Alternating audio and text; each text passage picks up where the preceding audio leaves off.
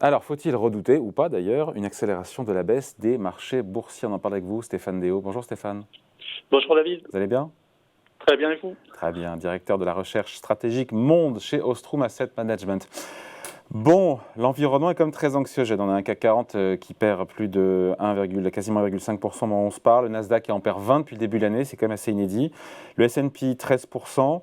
On a eu une grosse séance de baisse vendredi sur le marché américain. Amazon et Apple qui ont déçu. 14% de baisse comme sur Amazon, c'est pas rien, qui faisait état de perte. Oui, c'est On a énorme. beaucoup de vents contraires sur la question macro, sur les questions macroéconomiques. Évidemment, on les connaît, ce resserre monétaire plus agressif de la Fed, dont on devrait en savoir plus évidemment mercredi. L'impact des confinements chinois, on le sait, sur les chaînes d'approvisionnement et sur la croissance mondiale. La guerre en Ukraine. Voilà, tout ça, il y a toutes les bonnes raisons de s'inquiéter. Il y a peu de raisons. Voilà, on comprend le mouvement de baisse aujourd'hui. Oui, complètement. Je pense que le paradigme a changé sur les marchés, c'est-à-dire que le focus des marchés, c'était essentiellement l'inflation jusqu'à il n'y a pas longtemps, parce qu'on a eu énormément de surprises à la hausse, et donc, comme vous l'avez très bien dit, des banques centrales qui étaient très très en retard, qui ont changé leur fusil d'épaule. Je pense que maintenant, le débat sur l'inflation, il est quasiment fini. Enfin, tout le monde est d'accord qu'il y a beaucoup d'inflation, que les banques centrales vont réagir. Le vrai débat, maintenant, il est sur la croissance. Et effectivement, le problème, c'est que les vents contraires s'accumulent petit à petit. Alors, l'inflation est déflationniste, paradoxalement, parce que c'est une ponction sur le revenu des ménages. Il y a les chaînes Alors, je ne sais pas si tout le monde d'approvisionnement. comprend l'inflation et déflationniste. L'inflation, dans un second temps, a des répercussions Voilà, déflationnistes exactement. parce qu'elle réduit le Ben, pouvoir d'achat, c'est ça? c'est très simple, vos salaires progressent de 2 à 3%, vous avez de l'inflation. Alors en France, on est en bas de la fourchette pour l'Europe, mais on a à peu près 5% d'inflation. Donc en fait, ça veut dire que votre revenu ne progresse pas assez vite. J'ai fait des calculs, la facture énergétique a enlevé 3% de pouvoir d'achat sur les 12 derniers mois aux ménages européens. Donc en fait, c'est un effet récessif. On Et qu'on voit la voit très bien dans les consommation. chiffres de croissance, croissance quasiment Exactement. zéro en France. Sur la zone euro, c'est 0,2, je crois, Tout à fait. Pour le premier pour trimestre, le premier c'était trimestre. 0,2. Ouais. C'est freinage d'une rare violence, quelque part, sur la croissance. Aux États-Unis, on a eu un PIB en recul. Voilà, on est en Oui. croissance zéro. Pardon, on est croissance zéro en France, inflation à 5%. Moi, j'appelle ça la stagflation. C'est le mot qu'on ne voulait pas employer, mais on y est là. Oui, oui, c'est de la stagflation. Alors, moi, j'aime pas trop ce terme, pour être honnête, parce qu'il a été beaucoup galvaudé. On met un peu ce qu'on veut dessous. Mais oui, il y a très clairement une inflation qui est trop haute pour être confortable et une croissance qui faiblit énormément. La question, c'est est-ce qu'on reste sur zéro croissance ou est-ce qu'on va plus bas? Je pense on est. Alors, il faut jamais dire jamais en économie, évidemment, mais la probabilité d'une récession est très élevée maintenant en Europe. C'est quasiment, je ne peux pas dire que On c'est parle fait, d'une mais c'est récession quasiment. technique, c'est-à-dire 2 trimestres de baisse consécutifs du PIB, ou d'une récession sur l'ensemble de l'année? Pour moi, c'est une récession technique pour l'instant. D'ailleurs, pour pas être trop pessimiste quand même, sinon vous n'allez pas me réinviter, la saison des résultats est plutôt bonne à l'heure Mais voilà. actuelle. Et ce qui est très surprenant, c'est non seulement les résultats sont bons, mais ce qu'on appelle les guidance, c'est-à-dire ce que disent les entreprises du futur, n'est pas forcément si anxiogène, si pessimiste Alors que ce pourquoi que ces racontent hiatus? les économistes. Alors comment expliquer cet écart entre ce que nous disent les boîtes, avec encore une fois, des résultats qui sont plutôt bons, des guidance, des prévisions qui sont plutôt, alors pas enthousiasmantes, mais en tout cas pas négatives du tout, et des Oui. marchés qui enchaînent les séances de baisse? Encore une fois, vendredi, c'était un vent de panique à Wall Street. Oui, complètement. Je pense qu'il y a une vraie dichotomie entre ce que l'on voit. Je ne vais pas refaire l'inventaire à l'après-vert de la guerre en Ukraine, Ouais, ouais. l'inflation, les pénuries en Chine. Et on a des données, alors à la fois micro, donc les résultats des entreprises qui sont plutôt bons, même en futur, et des enquêtes. Je pense au PMI, je pense à l'enquête IFO. L'enquête INSEE était bonne aussi ce mois-ci. Pour moi, c'est juste un effet retard. C'est-à-dire que pour l'instant, on n'a pas vu complètement l'effet de tous ces vents contraires. Mais force est de constater que le fléchissement de la conjoncture, en tout cas sur les indicateurs avancés, est beaucoup moins marqué que ce qu'on aurait pu craindre. Donc ça, c'est plutôt positif. Pour moi, c'est juste un effet retard. C'est-à-dire qu'à un moment donné, le moral des entreprises va baisser de manière beaucoup plus marquée et donc on aura une récession. Mais pour l'instant, une fois de plus, force est de constater que les indicateurs avancés ne donnent pas un message aussi anxiogène que ce qu'on attend de la part des économistes.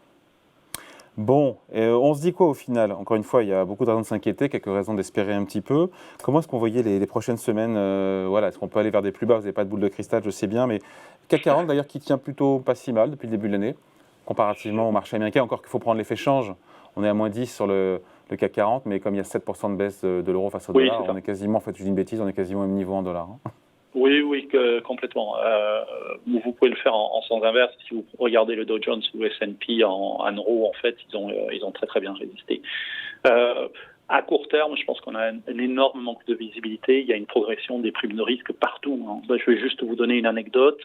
Sur les pays émergents, vous avez maintenant plus de 20% des pays émergents qui ont un spread supérieur à 1000 BP, c'est-à-dire qui traitent comme s'ils étaient en ce qu'on appelle distress.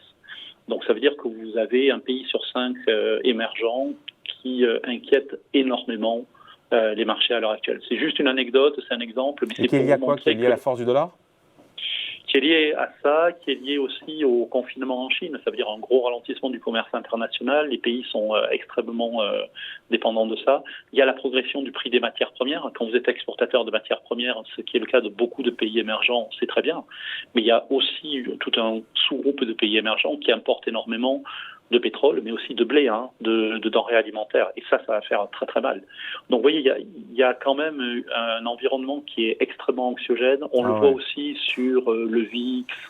30%, on est à 30% sur le VIX. Voilà, qui mesure la volatilité anticipée sur les actions. Le MOVE, qui est son petit cousin sur les taux d'intérêt, est pas loin des plus hauts historiques. Donc on est très clairement sur une... On est à 130 à l'heure actuelle, grosso modo, et c'est des niveaux qu'on voit rarement. Ça se voit moins de 10% du temps. Donc on est vraiment sur des niveaux de stress assez importants. Avec cet environnement macro, Stéphane, encore une fois, entre la Fed, voilà, la guerre en Ukraine, ce qui se passe, les confinements à répétition en série en Chine, tout ça se cumule et c'est vrai que il y a peu de raisons de soit être hyper contrariant. Qu'est-ce qui pourrait faire rebondir? On se dit que tout concorde à ce que la baisse se poursuive, sauf effectivement les résultats d'entreprise qui sont plutôt bons pour le coup. Pour moi, il y a deux choses. Il y a soit la micro, donc c'est les résultats d'entreprise. Moi, ce dont je suis surpris, c'est que, alors j'ai pas regardé ce matin, mais vendredi quand j'ai regardé, on avait des surprises sur les chiffres d'affaires qui étaient positifs en moyenne et des surprises sur les bénéfices qui étaient encore plus importantes.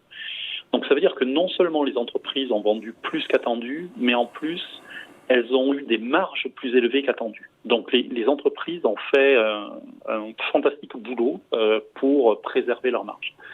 Donc cette dichotomie entre la micro et la macro, comment se tranche? Alors, moi je pense que c'est juste un effet retard.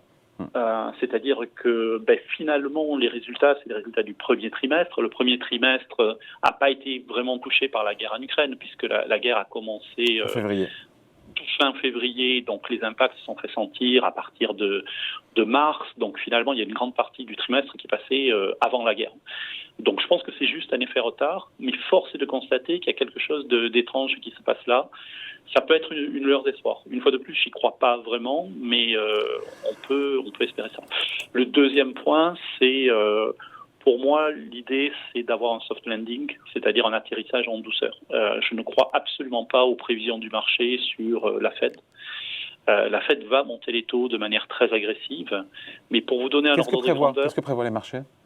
250 points de base, c'est-à-dire 2,5% de hausse sur l'année sur les Fed Funds. Donc 50 points de base à chaque réunion, quoi. Quasiment, quasiment. On est quasiment... Et ça, vous n'y croyez pas?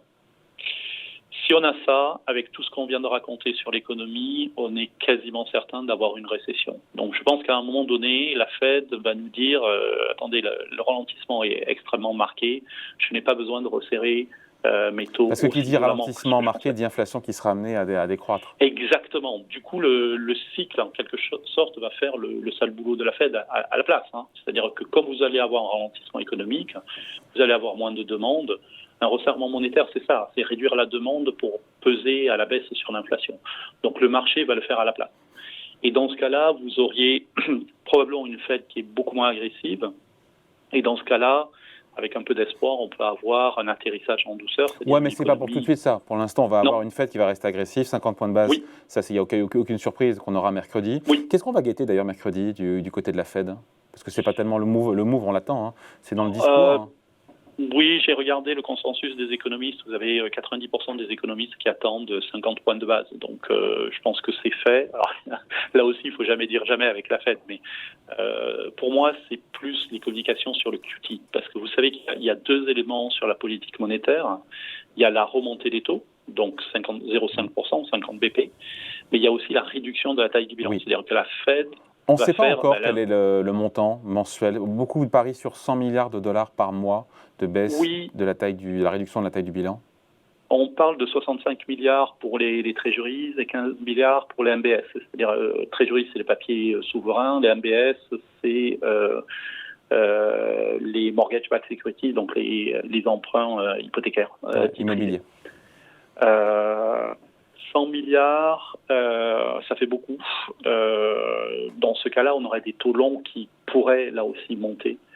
Et donc, en fait, vous avez un double effet, parce que vous avez l'effet taux court et l'effet taux long. Et on sait en particulier que le secteur immobilier aux États-Unis est extrêmement sensible. On a vu déjà le secteur souffrir, par exemple, sur les ventes de logements neufs à cause de la hausse des taux qui a précédé. Donc, je pense que c'est ça l'élément. C'est on veut un petit peu plus d'informations sur le QT et sur jusqu'où ils seront agressifs. Et, plus il y a certains détails techniques. Donc, peut-être pas le lieu ici de discuter, mais il y a certains détails techniques qui peuvent avoir une importance sur le QT. Stéphane, on se quitte là-dessus. Et c'est le titre de cette vidéo. Est-ce qu'il faut redouter une accélération de la baisse sur les marchés boursiers là à court terme? Très bien. C'est une question. Oui, je pense qu'une accélération, non, mais une consolidation et plus de baisse, oui, c'est tout à fait probable. Probable. Oui. Merci beaucoup, Stéphane. Merci à vous. Stéphane Déo, directeur de la recherche stratégique monde chez Ostrom Asset Management. Merci. Salut.